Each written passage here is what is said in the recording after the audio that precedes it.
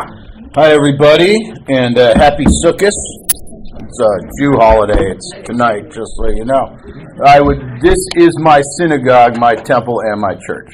I say that because I would rather be here than in any other religious venue anywhere on the planet, with the exception of doing a lot of acid, lying on the floor, looking at the ceiling in the Sistine Chapel.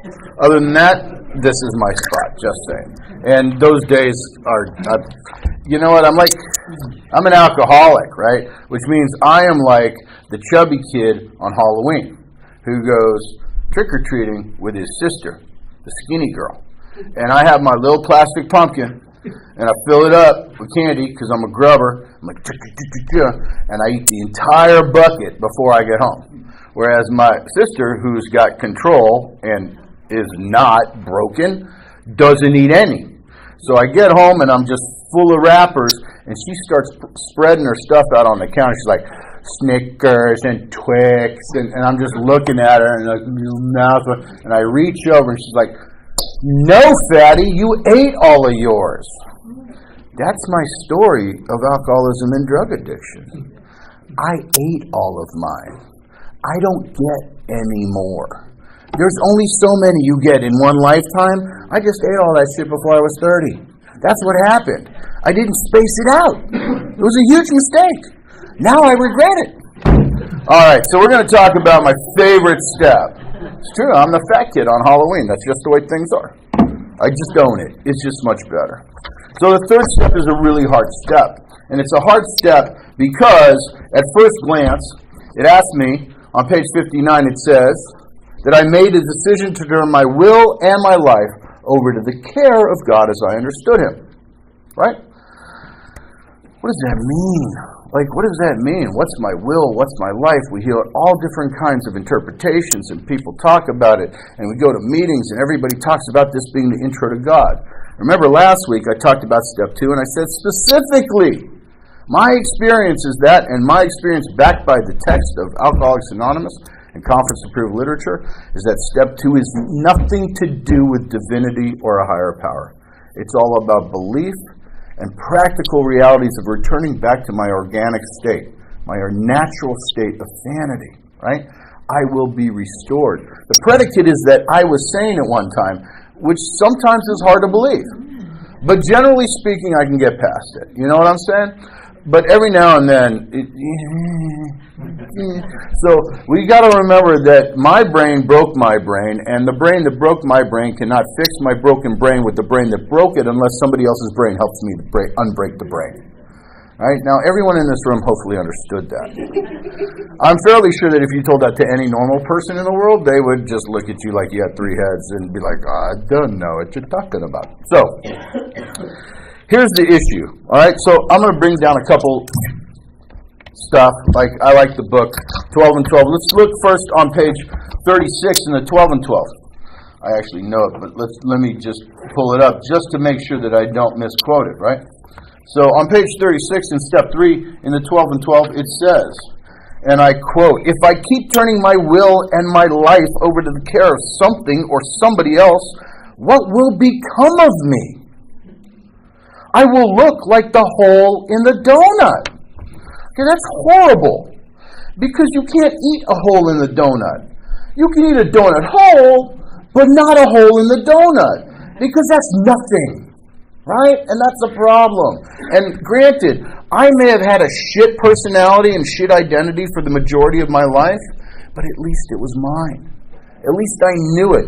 My misery was somewhat comforting to me, right? I had this kind of uncomfortable comfortability with my diminished capacity, right? I knew where I was coming. It's so funny. I remember when I first got sober, my sponsor said, I said, dude, I'm so afraid of failing. I don't know what to do. And he goes, shut up. You're an idiot. I'm like, why am I an idiot? He goes, you're not afraid of failing. I'm like, yeah, dude, I don't want to fail. He's like, no, dude, you don't. I'm like, what do you mean? He goes, bro, it's simple.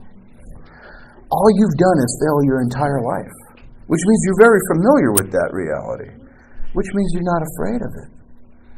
What you are afraid of is the thing you don't know, which is continued protracted success. And he was right. That's what I was deathly afraid of. I thought because of my diminished reality and self-identity and my low self-esteem and all that stuff that I didn't get a trophy for showing up to soccer practice when I was 5, right? All those things told me I was inherently not good enough, which I believed, right? And we will talk at length about those pathologies next week. Not next week, 2 weeks, because next week I have a bye week. I don't know why, because I got to do a retreat. But next week I'm not going to be here. But we're going to do 4th step in 2 weeks, which is my favorite step. No, 3rd step's my favorite step. Okay, second. No, they're all my favorite steps. So this is really a hard thing, because when you read it, you think that you're going to give away your identity, like my identity is going to disappear. And granted, my identity was kind of jacked, but at least it was mine, right? I knew what to expect, right? I knew I was a degenerate and a criminal and a drunk and a bit of an addict, and I was just not a guy. But I was normal in the circle I traveled in, because everybody I knew was the same. We were all broken people. Like, misery loves company, and broken people attract each other, because we are. Listen, every relationship I had was a broken relationship. In fact, when we get into step 4, we're going to read a quote out of the 12 and 12 where it says, "The primary fact on page 53 that I fail to recognize is my total inability to have a true partnership with another human being." That's my main problem. And I don't recognize it. And we see it again in the 12 and 12 in step 8. Where it says, "Defective relations with other human beings have nearly always been the immediate cause of our woes, including our alcoholism." That means I don't have shit relationships because I'm alcoholic. I'm literally alcoholic because I never learned how to have an authentic relationship. The only relationship I ever had until I got sober was with drugs and alcohol. It was the only one that I ever had. So when I get into the steps, especially step 3, I now have to enter this reality of like divinity and God. And I grew up in an Orthodox Jewish household that was full of hypocrisy, and I had the deepest resentments towards God of probably anybody I knew, or at least I felt that way because I'm an alcoholic and it's all about me. And so what did I do? Thank God for sponsorship. Thank God for good sponsorship. And thank God for the books of Alcoholics Anonymous and the 12 and 12. And extra side texts like Dr. Bob and the Good Old Timers and AA Comes of Age, where there are transient stories of these people that had the exact same experience and struggles way before me, but were me in brain, right? Their bottom and their circumstance may have been vastly different, but their hopelessness was identical. I'm one of those guys that believe, and I don't know if I mentioned this last week, but I believe everybody's bottom's the same. If you're a real alcoholic and a real addict, your bottom is the same as mine, which is that moment where I don't care what the circumstance is, I want to eat a gun. When the light at the end of the tunnel is an oncoming train ready to run me over, and I have zero hope in my life. Because whatever is below hopeless is dead. So that's about as low as you can go. And if you understand that concept of hopelessness, your bottom's the same as mine, the same as yours, the same as yours. And that's the beauty. That's our point of origin. It talks about it and more about alcoholism. We come together for a shared suffering. We stay together for a unified solution. It's the beauty. I love this program. So let's talk about this step, right? So there's a couple things that I find super annoying in AA, like I don't know, Valley girls at a meeting in Hollywood, California, not Hollywood here, who go, God is like totally working in my life. Like today I wanted to go to Nana's on Melrose and there was no parking spots, and I drove around the block and there was a parking spot, and God just loves me so much and I just want to choke them until they have petechial hemorrhages and yell at them that that's not what God does. It's not even what the parking fairy does. What the flow of traffic does. People go, buy shit, and leave. That's how it works. There's other things that make me crazy. And here's one of the things that makes me inherently crazy. And I'm sure if any of you have been around for more than a week, you have heard this. It's a little hot in here tonight. A little schwitzig. Getting all worked up. I need to get my air conditioner on.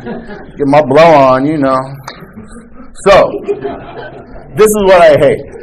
I hate when I hear this, when I hear somebody saying this, God, I just want to trip this people. When I see somebody saying this, I want to wait till they're walking out of the clubhouse and just trip them. Right? When you hear some guy that goes up to a kid and goes, so there's 4 frogs on a log, and one decides to jump. How many are left? How many? No, you're wrong. That's not correct. If there's 4 frogs and one decides to jump, there's only 3 left. Because the word decision in the Oxford English Dictionary means specifically the ability to manifest a choice into action. See, we are alcoholics, which means that we thought we made a ton of choices. We didn't make no choices. We marinated, we pondered, we considered the possibility. I thought about that shit for a while. But I didn't make a decision because my ass did not jump off the log. The decision is literally the bridge to action, which is beautiful because steps 1 and 2 are theoretical. They're contemplative. They're about me understanding concepts, connecting to a truth that is ideological. Where 4 through 9 is the busy work of breaking down my reality, sharing it with somebody, looking at my defects, trying to get past them, keeping them in the forefront of my mind, figuring out how many people I've harmed, which is pretty much everyone I've ever met in my life, and then fixing that shit to the best of my ability. How do I get from an idea to doing it? I ask that all the time to my sponsees. I asked Charlie, you know what he told me? Just do it. I'm like, it's not a Nike commercial, Charlie. Just do it. If I could just do it, I wouldn't be here. I'm a real alcoholic, which means that even when I have a good idea and I want to do it, I'm a lazy ass, which means it gets done around about 1:45, never. Because I will spend way more effort trying to circumvent having to do something than just doing it. Right? When we get sober, people say, oh, don't live in the future. Yeah, well, don't dwell in it. But have a plan, for Pete's sakes. That's what it means to be sober. I didn't have plans when I was getting loaded. I had plots. I did. They were really good in my head. They really sucked in reality. Because they never worked out. Because I had all these grandiose ideas and thoughts, and I never did them. Shit, and I was stubborn, right? When I would hear for the first couple years in chapter 5, what in order? I can't go through with it. In my ear, the sound sounded like this. What in order? Don't tell me what to do. Don't you tell me what to do. I was so stubborn. 31, page 31, 12 and 12. Defiance is the outstanding characteristic of every alcoholic. Outstanding. I am outstandingly defiant. I'm the fat kid. I don't get any more candy. I want it all, though. I just don't get it. So I steal it, of course, because that's what I am. I'm a thief. And I'll steal ideas, but I never seem to steal them from smart people. Until I got sober. I only stole them from stupid people. Because I'm stubborn and arrogant and defiant as hell. But then I also think I'm smarter than everybody. So when somebody tells me to do something, I'm going to reject it because it's not my idea. Never dawns on me. If you steal the idea, guess what? It's your idea. That's how it works. Right? I've stolen everything. Everything that comes out of my mouth, I have stolen from everyone I've known in AA. I'm telling you, I am the king of plagiarism. Right? Because my sponsor told me something when I first got sober. He said, this is how it works. You hear something in an AA meeting, you share it the next day in the meeting, you need to cite the source. You need to go, oh, I heard Joe P. say this in the meeting last night. And then if you say it again in another meeting 3 days later, you need to say, I heard it in the meeting 3 days ago. And the third time, that shit's yours. Just drop that pearl of wisdom like you were just born with it. That's what he says. So what we got to remember is that the third step is inherently the bridge to action. The decision is, how do I make myself go from the thought, which is an idea, which is even something I want to do, to actually doing it, which happens to be against my default setting. My default setting as an alcoholic, as a real alcoholic, is to never do the things I'm supposed to do and always do the shit I'm not supposed to. That is my default setting.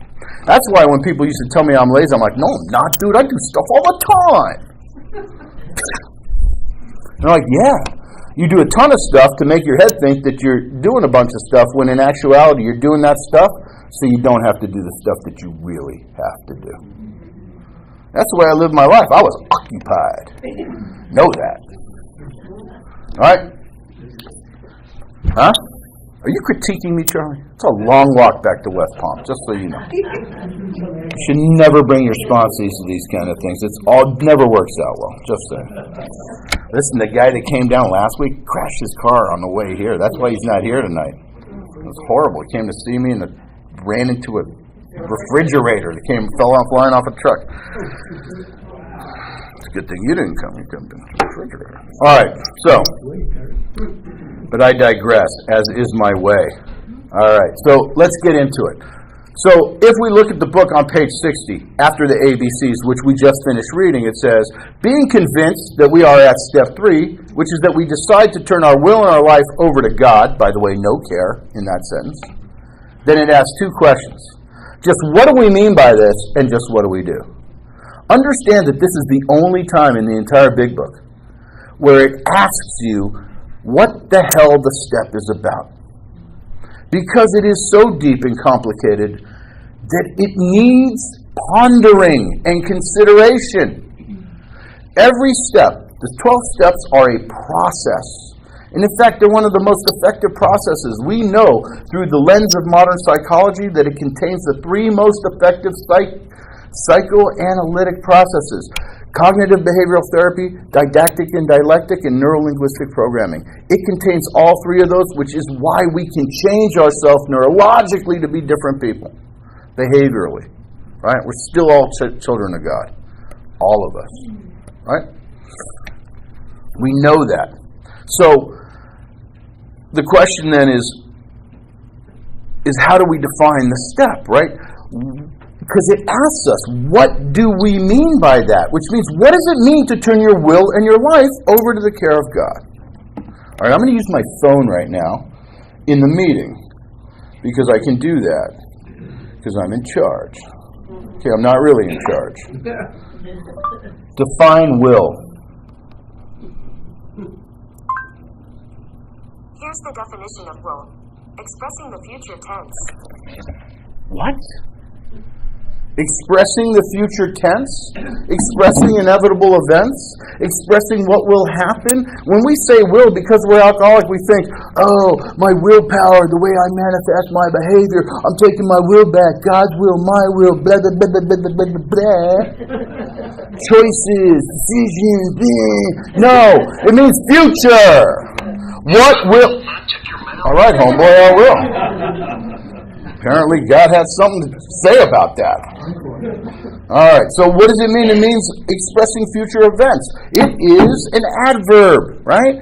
Future positive. What will happen? What will happen? What will happen? I'm an alcoholic. When I project into the future and think about what will happen, I am consistently driven by fear.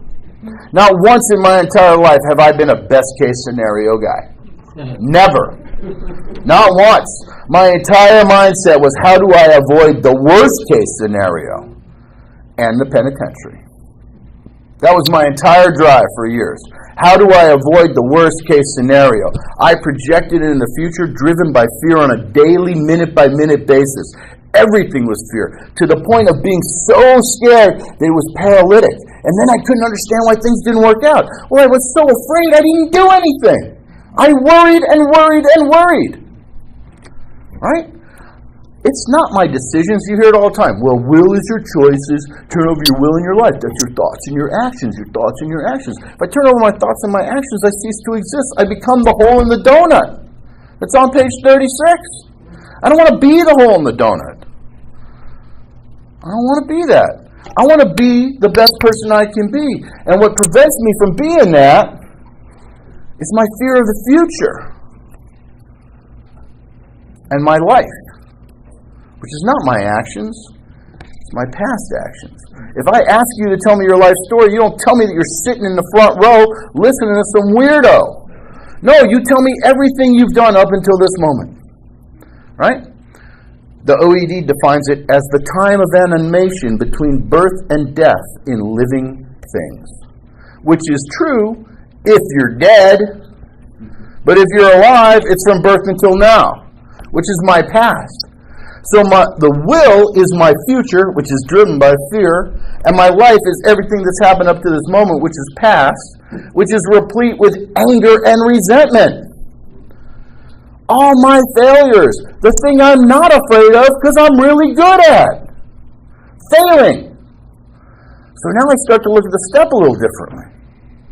And this was hard for me because I was really anti-God, I was really anti-power, and I was like, I want to manage my own life.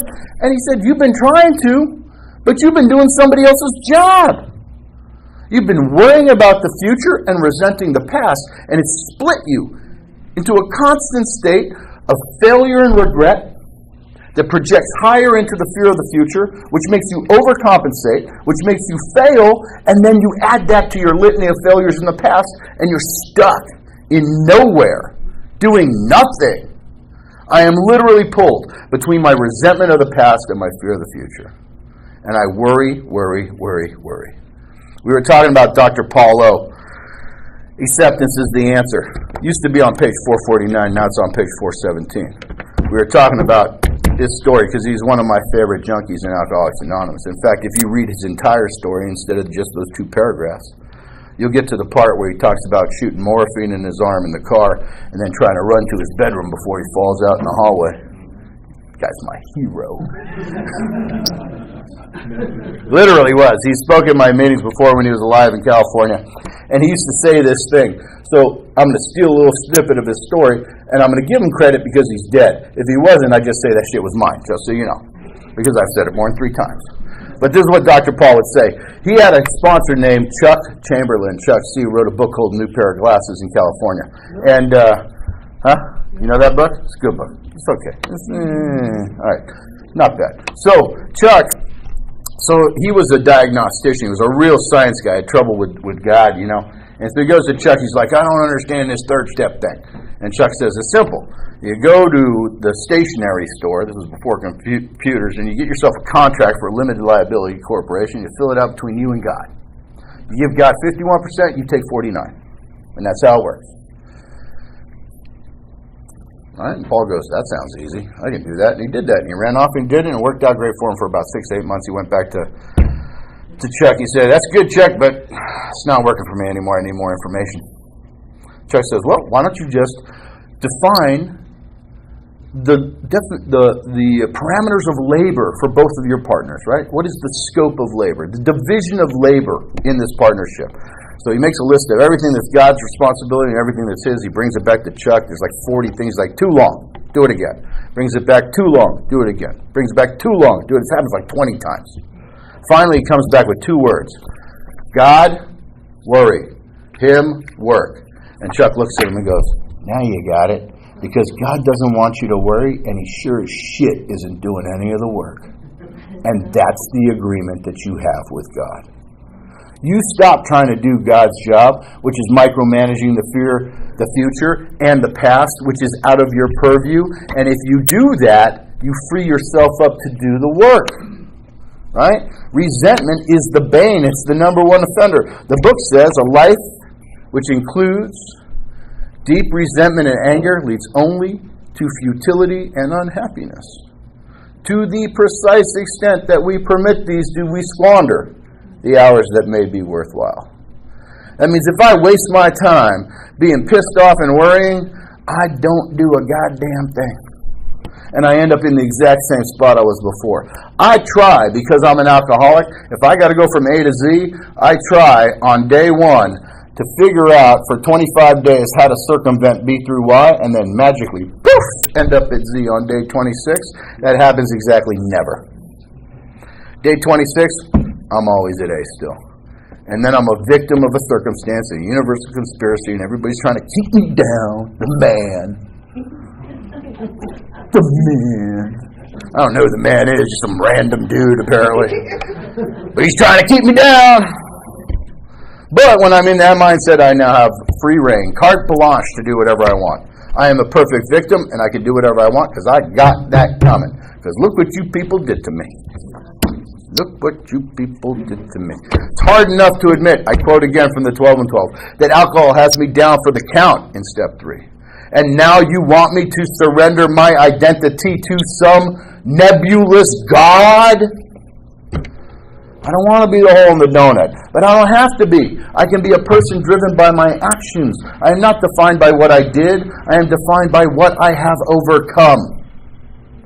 Where I go from here. And if I give up the worry and the anger, what occurs?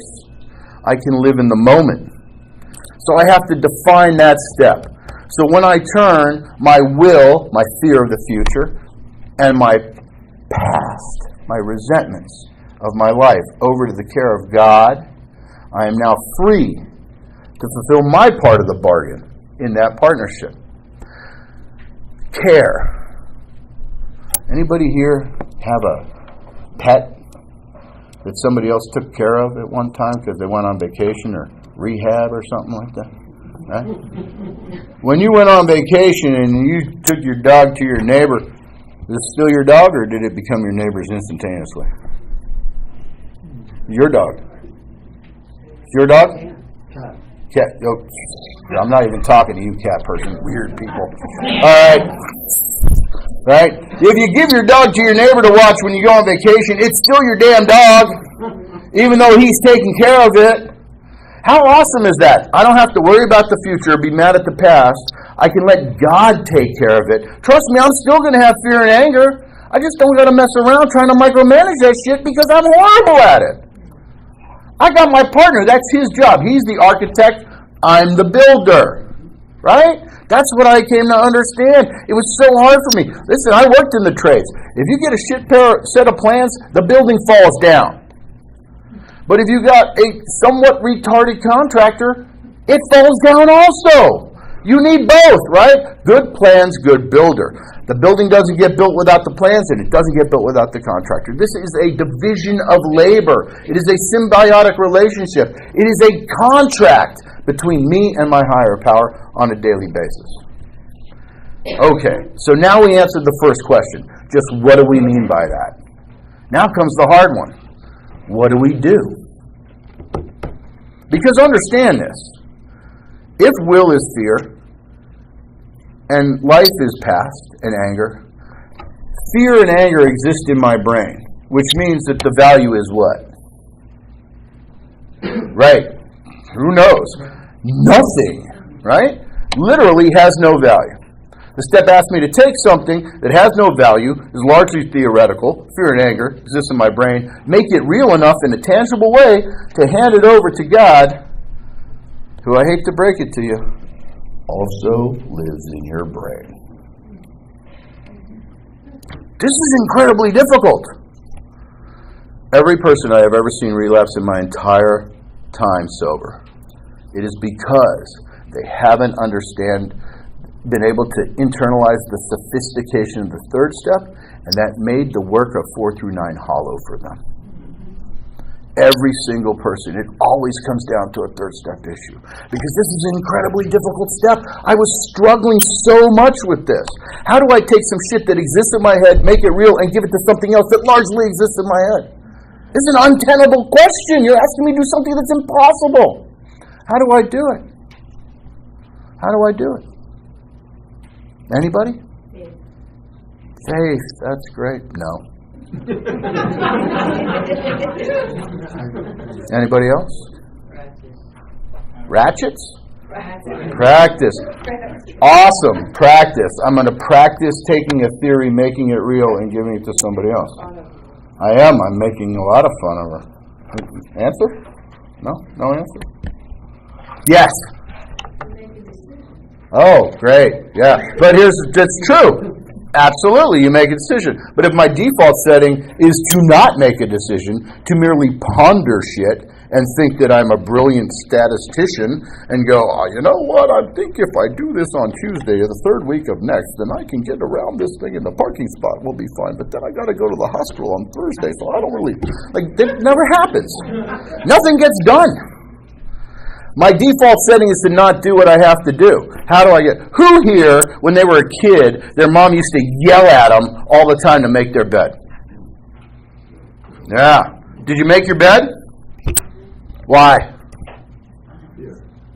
Out of fear. Yeah, fear and just to shut her up. Seriously, I would make my bed just to shut her up because she would annoy me, right? Just what do? Well, step 3 ends on page 63 with the third step prayer. And the third step prayer, what was taught to me is that this is a reiteration and vocalization of a contract between me and God, and I say it out loud over and over and over and over and over again until I nauseate and annoy the shit out of myself and do what I'm supposed to do just to shut myself up. Super effective. Because I know that I'm prone to not do stuff. So if I annoy the piss out of myself, I'll probably do it. And we can get into the neurology of prayer because there is deep neurology that is peer-reviewed. In fact, prayer itself takes a polypeptide chain, which is a bunch of amino acids that are added together as thoughts of 3 seconds, and it puts them in a multiplication factor. I say it, I think it, I say it, I hear it, I think it, I say it. It creates an exponential function.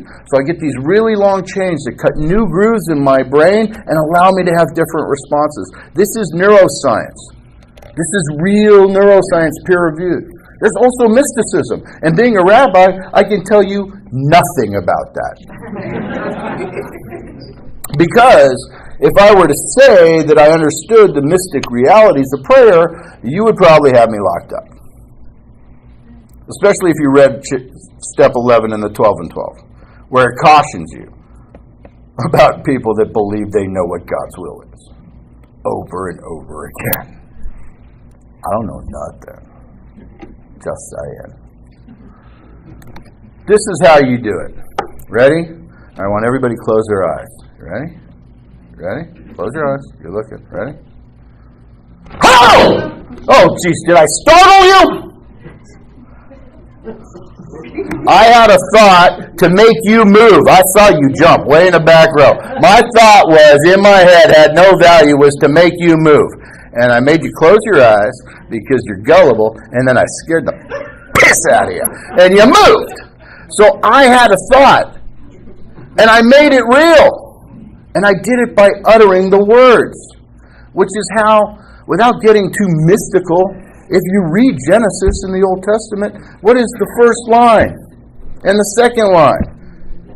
From the beginning, God created the heavens and the earth, and the world was empty and void and without form, and water sat over the firmament, and God said, "Let there be light."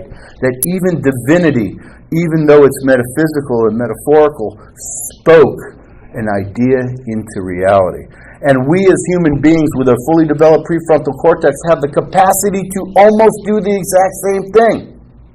I make something real out of my thought by speaking it into reality.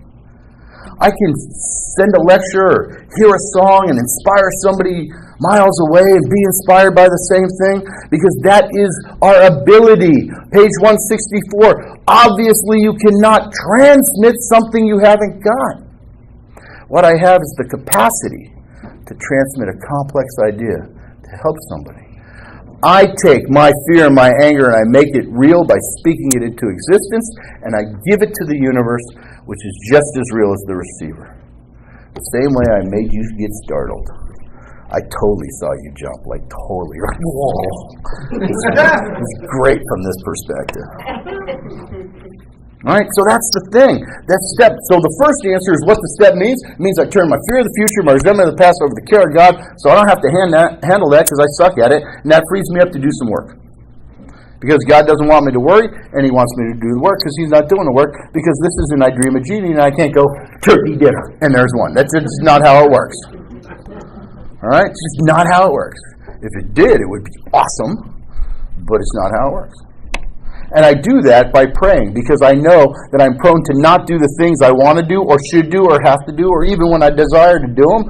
So I annoy myself by reiterating the verbal contract over and over and over again to do it. So that brings us to one simple question. How does the third step prayer fulfill the criteria of that contract? Every step, all 12 of them, cognitive in nature, structured, behavioral, have a criteria, an action, and a result. That means every step inside of it has the same thing. There's a criteria, which is that I turn my fear and my anger over to the care of divinity. There's the action. I do it by praying. And then there's the result, to be determined. But the words have to match the action, right?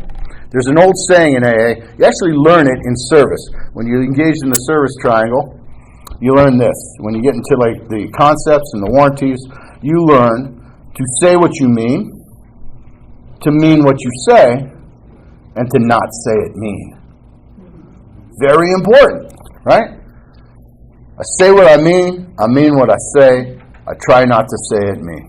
And if I do, by accident, I try to clean it up. As quick as I can.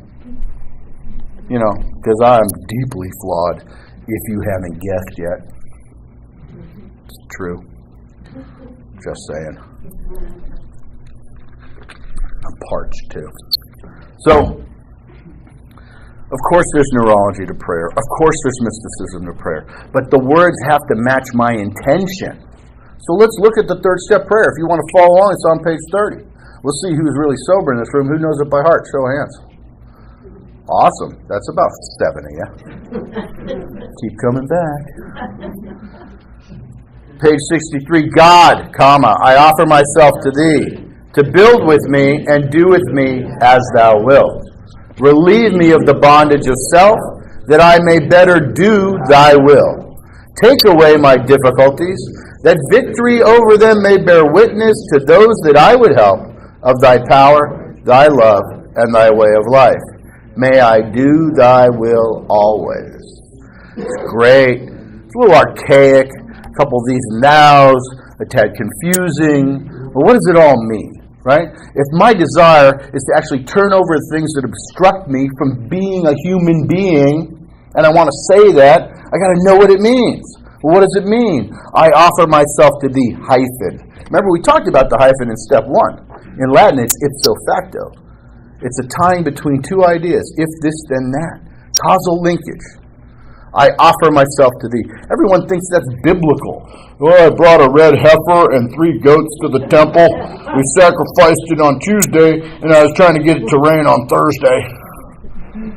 That's a bargain too. Trust me, they didn't bring that shit out of the goodness of their heart. They wanted kids to work the land and rain. Here's 3 cows and a bunch of wheat. Help me out, will you? Everything's a transaction. Always has been when it comes to divinity. If I offer myself to you, that is my commitment to our contract. Transactional contract. If I'm selling a motorcycle, you come to my house and buy it.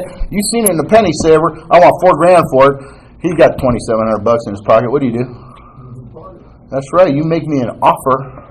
Because in the statement of that offer, you are committed and ready in the moment to do business. God, I offer myself to you. I am ready and committed right now to do business. What kind of business? Tells you. To build with me. Construction. Development of self. The revelation of the second step, my authentic self. Right? Build with me. Doesn't say build out of me or do some crap to me. Build with me. Do with me. As thou wilt. And what does God will for me? For me to be the best me I can be. That's all I ever wanted. Here's unlimited potentiality. Fill it. You know what used to piss me off was when my mom said, but you have such potential. Yeah, because I was shitting on it. Now it makes me feel good. Awesome. Potential's sick. I want more. It used to make me crazy. And I still have some guilt because I wasted so much of it. Right, but guilt's okay. It makes me not want to waste anymore. Right? I offer myself to thee to build with me and do with me as thou will. Partnership in development, construction of myself. God draws the plans, I do the work. That's how it works. Then it says, relieve me of the bondage of self. This is not magical thinking. God's not coming out of heaven and doing it all for me. He's going to give me relief. Who in this room, I would say probably a couple of you, since there may be an alcoholic or two, has ever carried a keg of beer by himself? Oh, it's heavy. Those were the words uttered by this gentleman right here. You know why? Because he's correct. Because you carry that shit, you're like 3 steps, and you're like, okay, we're drinking here. That's it. I'm not moving. It's like we park the car, we go to the beach, the thing's like a foot in front of the car. Like, dude, we're just drinking here. That's just the way it's going to be. Unless your homeboy picks up the other hand, and then you can walk it all the way down the beach. You split that burden, it feels less than half. You can walk that thing all the way down the beach because you got relief from your partner. And regardless of the physics, the center of gravity, the fulcrum of the arm, none of that matters. What matters is that in my brain it feels less than half. I have split my burden, and it has been less than half. And that's what I'm asking, for relief of the bondage of self. And what am I enslaved to? Literally, my fear of the future and my resentment of the past. So in essence, what I'm doing is asking God to do His job. Yo, homeboy, I'm ready right now to go to business with you. I know that I can fulfill your potential. I just will need you to do your job so I can do mine. The work, right? Relieve me of the bondage of self. Why? So that I can do thy will. And then it says, take away my difficulties. It doesn't magic. Listen, I'm a real alcoholic. It is incredibly hard for me to not wake up at 6 o'clock and drink a pint of tequila. Incredibly difficult. I don't even think about it. Right? Page 83. Page 84 in the big book, 10-step promises. We have ceased fighting anyone or anything, even alcohol, for by this time sanity has returned. We will seldom be interested in liquor. It's not easier for me not to drink. I have become way more empowered to do it better. Things don't change. God doesn't magically make things less difficult. He just empowers me to handle them better. Who here watched the Winter Olympics? Anybody? So there's this cat snowboarder, Shaun White. Right? He won the gold. It was awesome. His last run, he jumps out of the chute, he hits the pipe, he goes up, he does a 720 backwards fakie, lands this thing, 3 revolutions backwards, just nails it, whoosh, goes off, kills it. The next dude that comes out is a Japanese guy, who's an awesome snowboarder, tries to do the exact same trick, under-rotates, cracks his back on the coping, and slides down the pipe all the way to the end of the run. I think the guy died. Horrible. The trick has a 9.2 degree of difficulty. It was not less difficult for Shaun than it was for the Japanese guy. Shaun was more empowered and practiced and able to do it better. The difficulty remains the same. Your capacity to transcend it gets better. That's what empowerment's all about. That's why the first step's in past tense, people. Right? That's it. Take away my difficulties. Oh, shut up. Take away my difficulties. Take away my difficulties. Empower me to do that. Why? So that victory over them may bear witness to those I would help. Whose victory? Mine, correct. My victory, empowered by God, because if you look at me and go, that dude's a psychopath who's probably a big jerk off, and if he can do it, I can probably do it, then I've done my job. Because that's it. I was empowered to do something that was nearly impossible for me to do before. Now I don't even think about it. Literally, not even a thought. It's not because it's any easier, it's because I'm more capable. Right? And if that can inspire somebody else, I bear witness. Can a Hebrew get an amen? Let me testify. Do you feel me? I bear witness to the truth of that statement. All right? Through God's power, God's love, God's way of life, and then my hope. I want to do this forever. That's the beauty. And that's what the third step is. It's the completion of the partnership between me and God, understanding the division of labor, and the motivator that gets me from the thought into the action of 4 through 9. And let me close with a quick story. I got 5 minutes. So, I was struggling with this, and I was going to my meeting. I had this home group in LA. It's called Mario's. Oddly enough, because it was at a restaurant called Mario's. And it was on the 3rd Street Promenade. And what you do is a men's meeting, and they allowed crosstalk and outside issues. So we weren't in the directory. It was an outlaw meeting. Outlaw. Like, ooh, you got to know the secret handshake, whatever.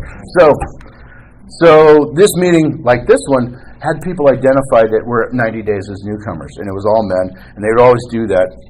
And I go to this meeting, and I'm struggling with this whole third step and God, and I'm angry. I want to choke everybody. I want to headbutt half the people I see just because they got a smile on their face. I want to drink, but I want to murder way more than drink. That's where I'm at for the first 9 months of my sobriety. And I'm struggling, and my sponsor goes, just ask for revelation. I'm like, God, I want to throttle you too, you asinine idiot. What the hell's wrong with you people? Revelation. Fuck, is the Dead Sea gonna split? I don't even know. So I'm asking for revelation. So I go to this meeting, and I'm going every day just because I just don't want to drink. I just don't want to drink, right? I don't want to die. And so I'm going to this meeting, and I'm asking for revelation. It's usually 60 men, and they ask for newcomers to identify for 90 days. And it's an outlaw meeting, so the format's very loose. A different guy leads the meeting, basically just picks on people. And they're it's weird. Over the 10 years I went there, 15 waiters got sober just from serving the lunch during the meeting. Seriously, I kid you not. Seriously, they would serve the food. You'd order the food, you'd go up, and it was great. So there's this dude walks in, and he's got one of those secondhand Garanimal shirts that you get at the mission. You can just tell it doesn't really match the shoes, and he's got that thing where he's super purple here, that homeless tan thing, but beard's gone. Same on the arms, right? And you can tell this guy's been on the street, and he's hi, my name's Joe or whatever it was, and I used to be in this program, and I've been on the street for over 10 years. This is my first meeting in probably about 10 years, a little over 10 years. I need help. Everybody's like, yay, Joe, you're awesome. Yay, Joe, you're awesome. And then this guy shares who I just want to strangle on principle alone. And his name was Carl, okay? Now, Carl, I guess it would be nice of me to say he was not a douchebag, but he was.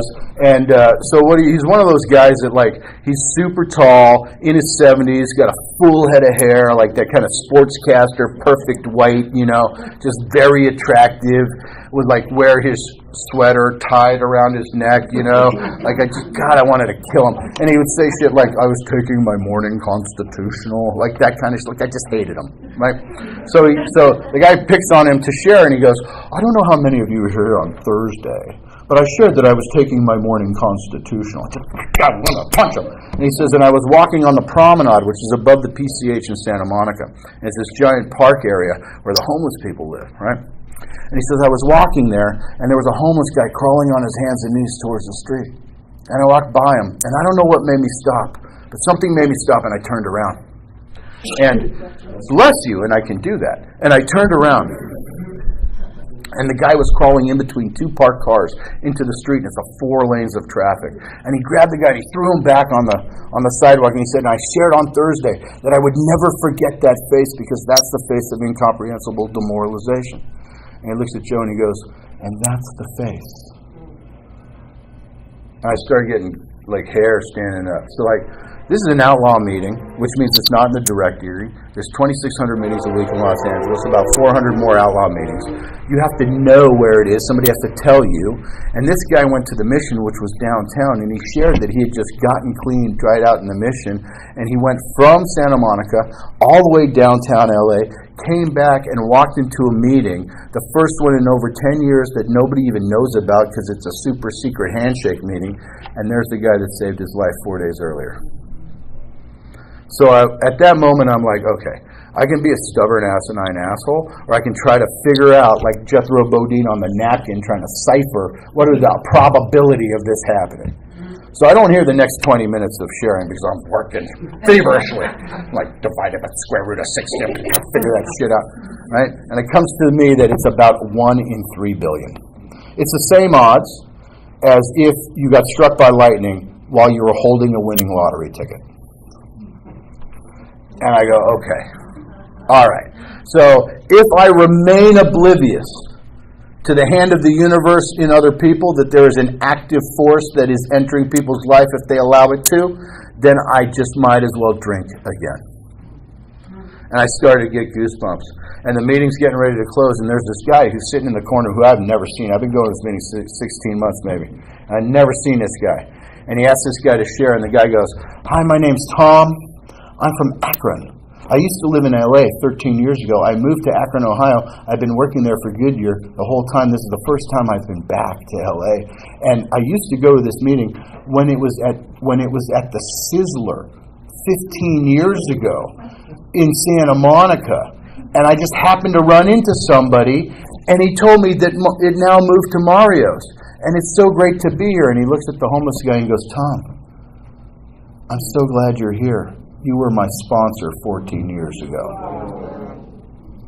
That was it. That was done. I'm done. I'm like, that's it. All right. If I remain stubborn, it's all on me. I might as well drink.